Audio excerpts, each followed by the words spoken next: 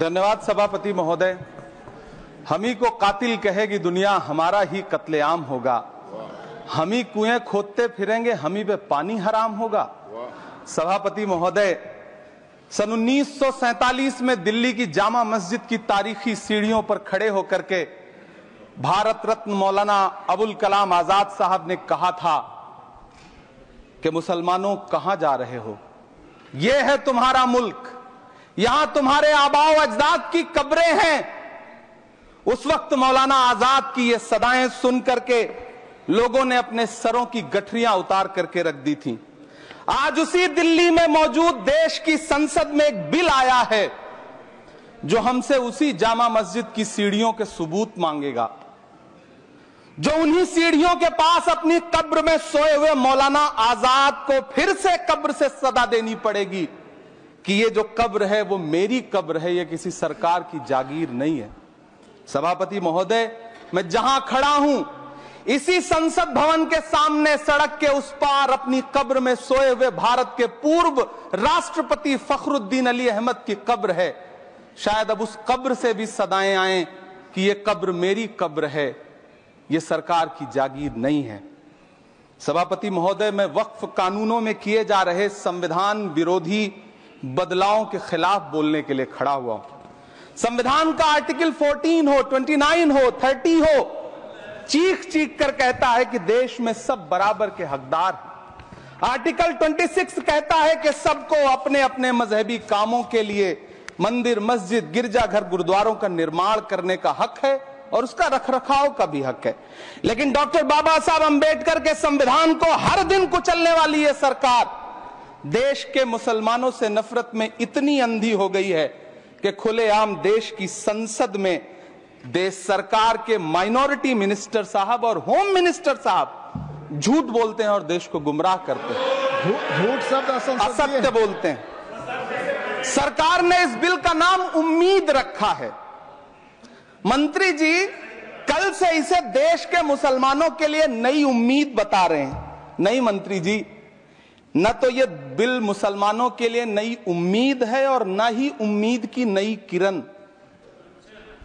सभापति महोदय, भाजपा ने पूरे देश में वक्फ के नाम पर कई सारे झूठ फैलाए हैं। आइए आज उनकी सच्चाई पर बात करते हैं।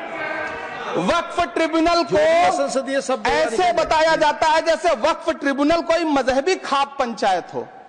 सभापति महोदय, जबकि सच्चाई यह है कि वक्फ ट्रिब्यूनल भी तो सरकारी न्यायिक विभाग है जिसमें सरकार द्वारा नियुक्त जज होते हैं, जिसमें प्रशासनिक अधिकारी होते हैं, कहीं ऊपर से थोड़ी आ गए।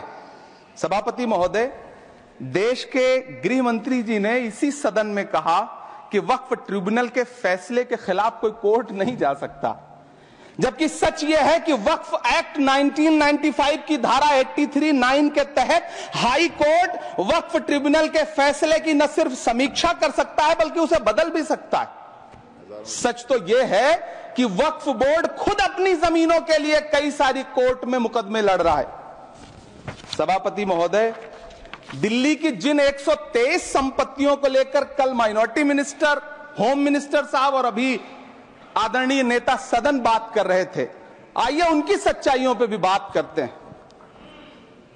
1911 में जब अंग्रेजी हुकूमत ने कोलकाता के बजाय दिल्ली को राजधानी बनाने का फैसला किया तो रायसीना हिल्स के चारों तरफ जो मुसलमानों की ढेर सारी जमीनें थी उनको एक्वायर किया गया और लुटियन को इसकी तामीर की जिम्मेदारी सौंपी गई। सेंट्रल विस्टा की तरह लुटियन जोन का मेगा प्लान तैयार हुआ, लेकिन उस वक्त के मुसलमानों ने उस वक्त की अंग्रेजी हुकूमत से अपनी इबादत गाहों को बचाने के लिए लड़ाई लड़ी। मामला ब्रिटिश गवर्नमेंट तक पहुंचा। तब यह तय हुआ कि वो जो धार्मिक स्थल हैं उन्हें जस का तस रहने दिया जाएगा। इंडिया गेट के बगल वाली मस्जिद हो, जाप्तागंज, सुनहरी बाग मस्जिद हो, पार्लियामेंट रोड वाली मस्जिद हो, ऐसी 123 संपत्तियों के मैनेजमेंट के लिए 1913 में मुसलमान वक्फ वैलिडेशन एक्ट बना और उसके बाद एक नया शहर बसाया गया जिसे लुटियंस जोन का नाम दिया गया। फिर 1943-45 के बीच एक और समझौता हुआ आजादी से पहले उसके तहत काफी सारी वक्फ जायदादों को सुन्नी मजलिस औकाफ बनाकर उसके अंडर किया गया ताकि उसकी देखरेख की जा सके। गृह मंत्री जी 2 दिन से सदन में जो बात कह रहे हैं वो दरअसल 123 संपत्तियां उसी सुन्नी मजलिस औकाफ के तहत आती है। सभापति महोदय, आजाद भारत आजाद हुआ। आजादी के बाद भारत में 1954 में वक्फ एक्ट लागू हुआ, जिसकी धारा 9 के तहत 1964 में केंद्रीय वक्फ काउंसिल का गठन हुआ। दिल्ली की वही 123 प्रॉपर्टीज को 1970 में सर्वे गजट करके गजट नोटिफाई किया गया। इसके निपटारे के लिए पूर्व प्रधानमंत्री इंदिरा जी के द्वारा 1974 में एक बर्नी कमेटी बनाई गई। बर्नी कमेटी ने 1976 में इन 123 संपत्तियों को दिल्ली वक्फ बोर्ड की संपत्ति होने की रिपोर्ट सौंपी।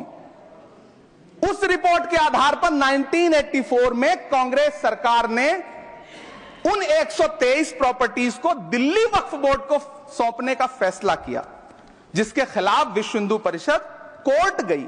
मामला 2011 तक पेंडिंग रहा। फिर 2011 में कोर्ट ने सरकार को आदेशित किया कि इसका निपटारा करो। तब 2013 में तत्कालीन यूपीए सरकार ने दिल्ली की उन्हीं 123 जायदादों को बर्नी कमेटी की सिफारिशों के मुताबिक वक्फ बोर्ड के हवाले किया। यही वो प्रॉपर्टीज हैं जिनके नाम से गृह मंत्री जी कल से कांग्रेस को कोस रहे हैं। फिर आई 2014 में भाजपा की सरकार, जो तब से इन जमीनों को हड़पने की साजिश कर रही है। जिस बिल को मुसलमानों के हुकूक की हिफाजत करने वाला बिल बताया जा रहा है, उसी को पेश करने के लिए और उस पर बात करने के लिए लोकसभा में भाजपा सरकार के पास एक भी मुस्लिम सांसद नहीं है। जिस वक्त, मैं लोकसभा कह रहा हूं, सुना करिए, जिस वक्फ बिल को मुस्लिम महिलाओं को हक दिलाने वाला बताया जा रहा है, उसे संसद में पेश करने वाली पार्टी के पास न तो राज्यसभा में, न लोकसभा में, न देश की किसी विधानसभा में एक भी मुस्लिम महिला सदस्य नहीं। कल किरण रिजिजू जी कह रहे थे कि रेलवे की जमीनें देश की जमीनें हैं, डिफेंस की जमीनें देश की जमीनें हैं। हां मंत्री जी, हैं, बिल्कुल हैं। ये जो वक्फ की जमीनें हैं, ये हमारे पुरखों ने धार्मिक कामों के लिए डोनेट किया है। तो हम भी तो इसी देश के नागरिक हैं, हम भी तो इसी देश के बेटे हैं। तो वक्फ की जमीनें भी तो इसी देश की जमीनें हैं, उनको पराया क्यों बोलते हैं आप?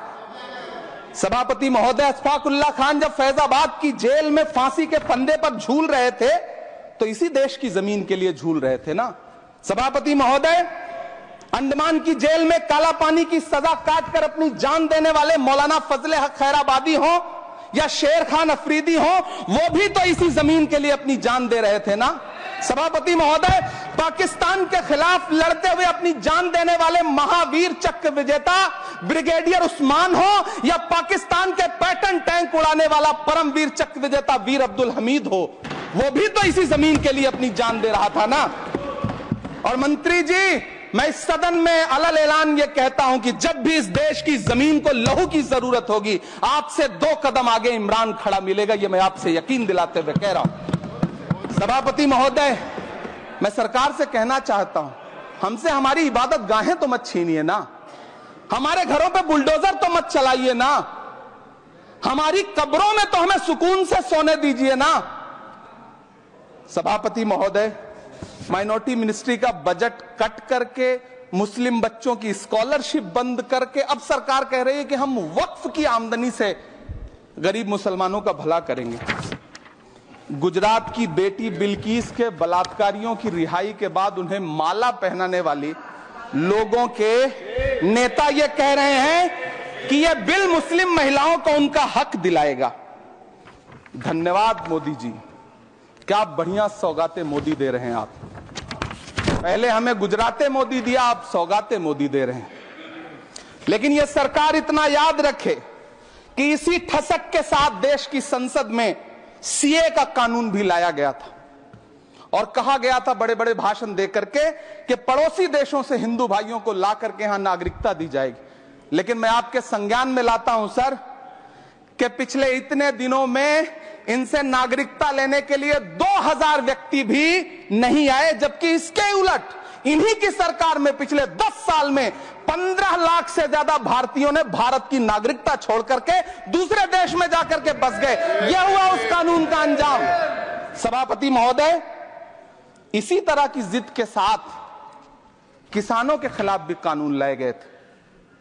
जिस तरह आज वक्फ के फायदे गिनाए जा रहे हैं, उसी तरह से किसानों को भी कृषि कानूनों के फायदे गिनाए गए थे। लेकिन अंजाम क्या हुआ?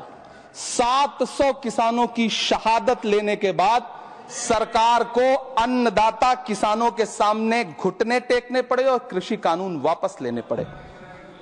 जिल्ले इलाही, जमहूरियत जो है वो नफरत और ठसक से नहीं चलती है, अकड़ से नहीं चलती है। उसमें सबकी हिस्सेदारी जरूरी है। कल देश के माइनॉरिटी मिनिस्टर ने लोकसभा में खड़े होकर एक शेर सुनाया था कि मुझसे कोई बदगुमान न हो, तो मैं उन्हें एक शेर सुनाना चाहता हूं कि मैं आज जद पे हूं तो इतना खुशगुमान न हो, मैं आज जद पे हूं तो इतना खुशगुमान न हो, चराग सबके बुझेंगे हवा किसी की नहीं। नीतीश कुमार जी हो, चंद्रबाबू नायडू जी हो, चिराग पासवान जी हो, जयंत चौधरी जी हो, देवे गौड़ा जी हो, जीतन राम मांझी जी हो, सबको समझना पड़ेगा कि जब जंगल में आग लगती है तो न वो बरगद बचते हैं जो हवा को आंधी में तब्दील करते हैं, न वो बांस बचते हैं जो आपसी रगड़ से चिंगारी पैदा करते हैं।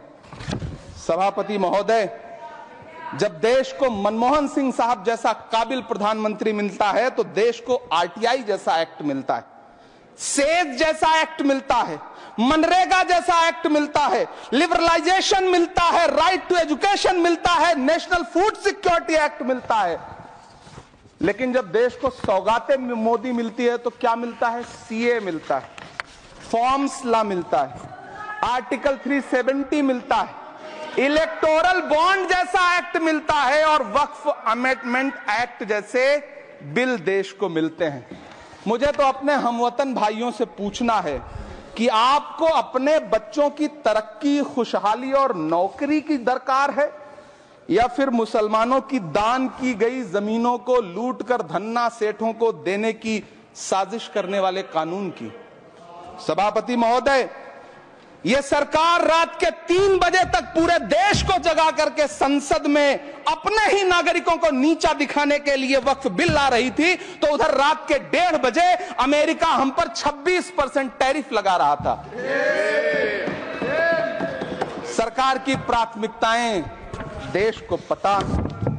सभापति महोदय, मैं बहुत भावुक हूं आज, और मुझे अच्छा लगा कि आदरणीय नेता सदन जगत प्रकाश नड्डा जी ने बहुत अच्छी बातें भी की, मन से बातें की। क्योंकि उनके नाम में प्रकाश जुड़ा है तो मैं उनमें हमेशा एक रोशनी की किरण देखता हूं।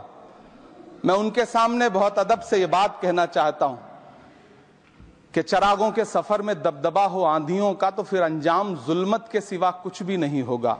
ये दुनिया नफरतों के आखिरी स्टेज पर है, इलाज इसका मोहब्बत के सिवा कुछ भी नहीं होगा। मैं भावुक हूं, मेरी पलकें गीली हैं। अगर देश की एक बहुत बड़ी आबादी को लगता है कि आप उसका भला करने के लिए नहीं बल्कि उनकी इबादतगाहों, उनकी कब्रिस्तानों, उनकी खानकाहों को बर्बाद करने का बिल ला रहे हैं, तो फिर आप अगर समझाने में नाकामयाब रहे हैं तो यह आपकी नाकामयाबी है। पहले समझाइए, उसके बाद कोई बिल लेकर के आइए, तब शायद हम आपका इतनी पुरजोर तरीके से विरोध ना करें।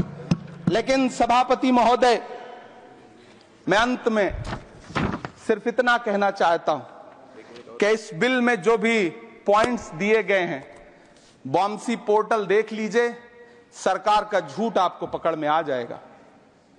हम डरे नहीं हैं, हम सिर्फ सरकार से अपील कर रहे हैं कि हमें अपना समझिए। हम आपके अपने हैं, इस देश के नागरिक हैं और आप ताकत में हैं। संख्या बल के आधार पर बिल हो सकता है आप पास करा ले, लेकिन आपको यह बात समझनी पड़ेगी कि हम तो वो तारीख हैं, जहनों में रहना है जिसे, कागजी पुर्जे नहीं जो फाड़ डाले जाएंगे। जिस जमीन पर मैं खड़ा हूं ये मेरी पहचान है। आप आंधी हैं तो क्या मुझको उड़ा ले जाएंगे? आपको यह बात समझनी पड़ेगी। आपको अगर इतना विपक्ष की तरफ से पहले जेपीसी में इतने सारे पॉइंट्स आए और उसके बाद कल से लोकसभा में और राज्यसभा में सुझाव आप सुनने को तैयार नहीं है, लोगों की शंका को दूर करने के बारे में आप बिल्कुल सोच नहीं रहे, बस आप कह रहे हैं यह बिल उम्मीद की नई किरण है। नहीं साहब, इसे भले किरण जी लेके आए हैं, लेकिन ये उम्मीद की नहीं बल्कि नाउम्मीदी की किरण है। और इस देश की एक बहुत बड़ी आबादी इस बात से खदशे में है, शक में है कि आप सीधे उनकी जमीनों को लूट करके धन्ना सेठों को बेचना चाहते हैं। मेरी अब भी आपसे अपील है कि इस बिल को वापस लीजिए। यह बिल कहीं से आपके अपने नागरिकों के लिए अच्छा नहीं है। यह बिल सिर्फ इस देश के मुसलमानों को नीचा दिखाने का और अपने एक ऐसे मतदाता वर्ग को खुश करने का बिल है जिनको इस बिल के पास हो जाने से कुछ मिलेगा भी नहीं, लेकिन आप एक नैरेटिव देना चाहते हैं, एक मैसेज देना चाहते हैं। मेरी आपसे अपील है कि कृपया ये जो सबका साथ सबका विकास का नारा है, इस नारे को रत्ती भर तो चरित्रार्थ कर दीजिए। बहुत बहुत धन्यवाद। For exclusive and insightful videos, subscribe to our new channel ABP Live Premium.